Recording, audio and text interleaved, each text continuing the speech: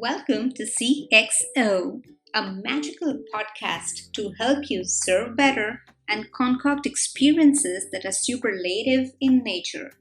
I'm your host, Supriya Sharma, bringing to you in each episode didactic nuggets so you can get inspired to sprinkle stardust in your company, your home, and the community on the whole.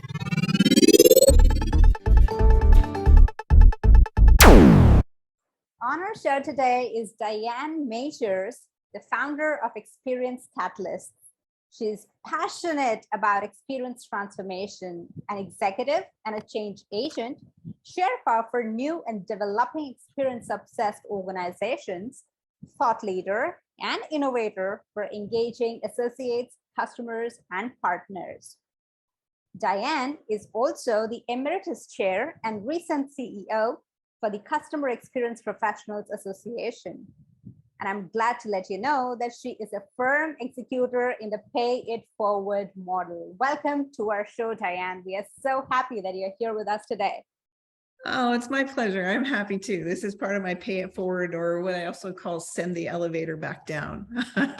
I love to help people take this path that I've taken over the last 25 plus years and give them lessons learned and help them grow in this profession. So happy to be here. Wonderful. So I'm absolutely amazed by how you put it, sending the elevator down. So we are having this elevator down by 25 floors, and now we are going to get inside and we are going to see how far we are going to get, rather how high we are going to get with it. So I love it. How about the experience economy these days? It's a term that has been used on and off, although it was first appeared in the 1998 Harvard Business Review.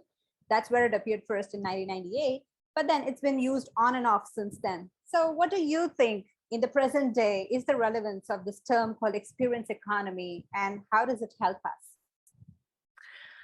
I believe that it can have really two meanings. One is from really the economy itself, and I believe that as we shift to more technology and more human desire, so technology is going to take care of a lot of things for us. So meeting human needs is important. The experience will come to play there. The second piece of the experience economy to me is the fact that it used to be the economy was based on companies building products and services, marketing them, customers would buy them, and then it was a churn number, right? But now what we see in the experience economy is that not only is it about products and services, but it's about the experience that comes along with them. And that experience is not just the experience you have with the brand.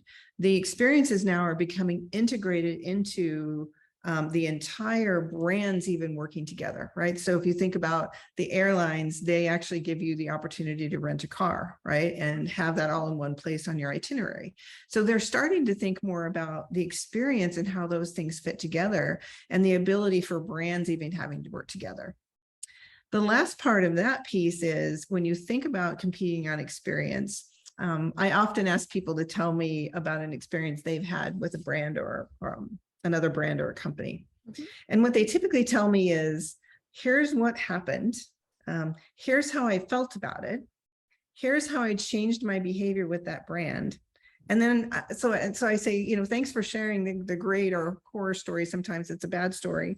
But what we don't recognize with the experience economy is that the decisions that we make as human beings are like 90% subconscious. Mm-hmm. Our behavior, that we're affecting, that is affecting brands. Like when we have a bad experience, we don't go back somewhere, or we don't spend more money, or we don't refer them, that impacts the economy of that brand and the economy overall of how the organizations function. So I think it's a very, when you say those two words, experience economy, it can be defined in so many different ways. And I think we have to start thinking about the economy of scale for us as human beings, the economy of experiences and how brands have to start working together around our life, and then the economy as in the value it creates for brands, but also the value it creates for us, and how we are looking for brands that will attract us, provide us value, save me time, make it easy for me. We hear this from all kinds of companies, right? But how do you actually make that come to life and recognize that I'm getting value out of doing business with a particular brand? So I think that term is so broad that it's a little bit confusing sometimes because people interpret it in different ways. So those are the ways I think about it. Absolutely. Not right or wrong, just various options. Well, yeah, and it's nice to hear that perspective of experience and then the economy, because to a layperson, somebody when hears of the experience economy, the first thing that comes to mind is Disneyland. Oh, we are having a great time in that amusement park, and that's an experience for us as a customer. However, the other side of the table, the company who is delivering that experience, we rarely get a chance to think about the value that they are getting for the experience that they have created for us. That's right. That's right. In many ways. So that an amusement park, it's a great example. So you think about the revenues they got from the ticket sale, but you don't think about often, I mean, companies are getting better at this, thinking about what memories you've created for that customer, which is going to drive them coming back to you, which is also going to drive them going onto social media or in the barbecue in their backyard, talking to their friends about the great time they had, right? So we don't see some of that experience economy happening. We don't see how those experiences really are ingrained in how we talk to each other, right? I don't know about you, but every time I want to go somewhere new or look for a restaurant or a hairdresser or a doctor, I ask my friends and family, or I go on Nextdoor. There's an app that's, you know, all my neighbors can tell me great amount of experiences they've had. I don't think people are seeing that as part of the experience economy, but it absolutely is, because we don't really trust what we read anymore. I don't look at advertising the same way. And if you've noticed, advertising has changed so dramatically in the last 15 years. Companies used to be able to tell us, Mad Men, if you've ever seen that show, was all about, you know, here's a product and, you know, go sell, market it, market it, market it. Yeah. And now we're seeing that it's really more about these things that happen in the fringes, right? These conversations that human beings have about brands, or they hear stories about brands. That's more impactful. And so I think brands don't think about the revenue that comes in that one day from that ticket versus all the other things that are happening that also drive their brand and how they survive in this experience economy. Well, and for a person, let's say for an organization, and a person who is responsible for the P&L or for the profit and loss in that organization, some professional who is in that position, for that professional or that particular employee of the organization, sometimes it's quite challenging to quantify that experience. You know, on one hand, we are saying experience economy is we are creating value using the experience as a stage.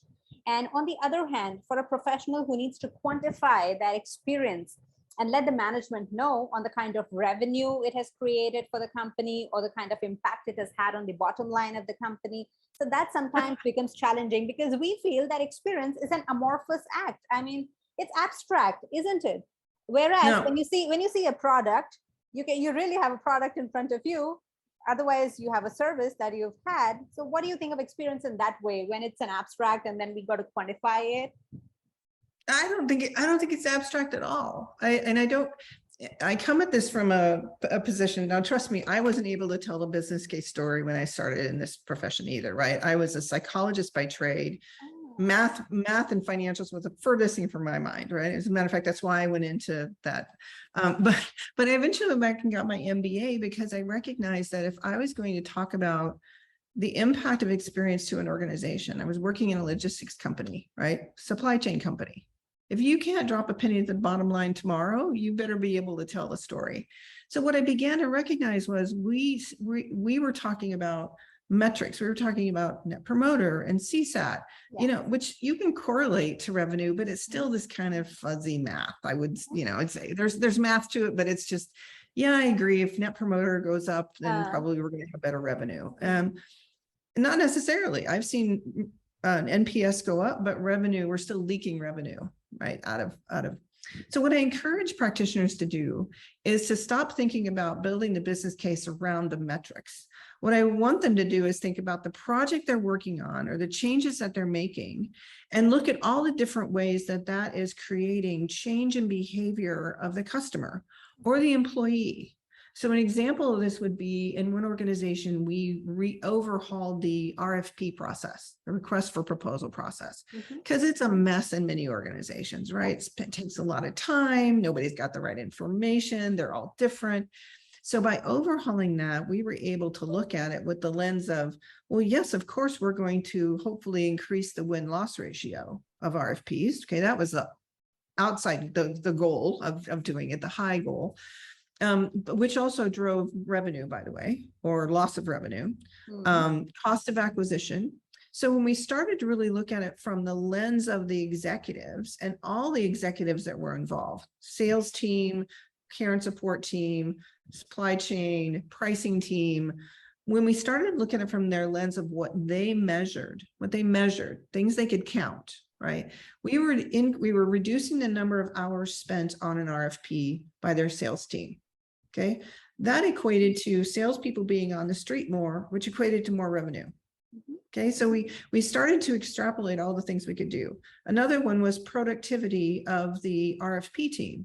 So the RFP team, by putting a better knowledge management system in place, which costs money, of course, putting that knowledge management in place so people could find the right content and they had one version of the truth, increased the productivity of those employees and their happiness. They stayed longer, they got their jobs done better, we were able to respond to RFPs quicker. All of those are tied to measures and financial impact. It's either cost or revenue. And if you're not talking about your projects in that vein, your C-suite is not going to listen. Because if I go to you and say, if we do this RFP project, we're going to increase net promoter score and customer satisfaction, they're going to go, well, how much is it going to cost and what do I get for my money? The ROI. So we have to learn to talk in that language, not in the language of CX. It's important. We need to talk about net promoter and CSAT and those bigger outcomes, those metrics, but we need to be talking about the measures and the financial impact of those measures internally. Sure. It's a skill and a muscle we have to build. And is there a shortcut for doing that? You wish. You wish. It just takes a little while to kind of sit and think about it from that lens. Like, if you really sit and think about every other part of the organization, if you're sitting in, like, let's say the salesperson or the guy from product management is coming in to talk to the C-suite to get a project done, they're coming with numbers. They're coming with the ROI. They're coming with the business case. It should be no different for us. I don't know why we get away with it, to be honest with you. As CX professionals, we can go in and say, oh, we think we're going to increase, customer satisfaction. Well, that's all happy and wonderful, but what they want to hear is revenue and cost. How are we going to impact that? So if we can make that change in our language to the executives, the experience economy really does mean dollars to the brand. That's a very helpful and powerful statement. The experience economy really means dollars to the brand. Yes. And some of us feel here in the CX world also that it's easier for organizations who are into businesses like hospitality, or just the example of amusement park that we took, or let's say selling automobiles, selling those nice luxury cars. It's easier for them to create experiences versus a company selling a boring product like this notebook, maybe. I think there is, but what I would also encourage people to think about, and people say that about B2B as well. So B2C is easier because you're creating experiences and you're having these multiple interactions with people. But in the B2B world, in my mind, it's not only what you're doing for that person and the experience they're having, but the value you're creating for that organization. So you think about one organization we helped with their supply chain communications to the customers. They were getting a lot of this in this recent, last year and a half or so. Supply chains have really, really hampered a lot of those B2B relationships that before were wonderful. But because of supply chain issues, it's really kind of gone downhill. And what we helped one organization do was put into place some replacement options that they put in their ordering system, so that if you can't get this, here's the next best one that we think based on your usage. So we did some of that preemptive work. We gave them, timelines. We communicated more effectively. We help them with their supply chains, connecting them to even other suppliers that could get product to them in the meantime, even though they were under contract with that company. So there's ways to create that value, even if you have issues that are unsurmountable. Because in a B2B world, you have as I said, the personal and the professional, no risk. They've made a huge bet on your company, your partners, in what you're doing, right? They depend on you and you depend on them. So I actually like that relationship. But speaking of creating those experiences is more in the guts of the organization than it is the bright, shiny object, what I call it. But I also think, like the Notebook, those companies are ripe for innovation. So why don't you drop us a golden, no, not a golden, I would call it a diamond nugget for those of us who are looking forward to succeed in this experience economy going forward? All right, here's what I would tell you to ask. I've talked a little bit about the fact that we don't tell the business case very well. I've talked a little bit about the fact that it's about economy and value mean different things to different audiences. What I would love for you to do when you're doing journey mapping, when you're talking about an experience, anytime you as a CX professional are doing the work, I want you to think about asking the question, what's the financial impact of this experience to our organization? Okay, it's a pretty simple question. I'd actually make you a t-shirt that has that question on it, because what people tend to forget is that when you're creating an experience, there's a financial impact to the organization, either positive or negative. And by identifying what those are, you're going to be able to build your business case. And it also signals to the executives that you are impacting the organization, helping them achieve their strategic and growth goals. So CX is a growth strategy. That's what that helps you get to. Brilliant. Thank you so much for this nugget and for all the knowledge that you've shared with us today. It was an honor to have you with us on CXO. Thanks. Thank you so much. And yes, we are on the elevator now. We are going up into the experience economy.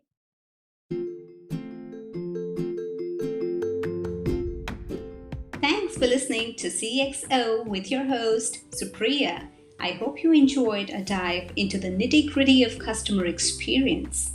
If you are committed to applying these ideas in the real world, stay tuned with me. Don't forget to check out all the links and resources in the show notes. That's all for this episode, folks. See you next time.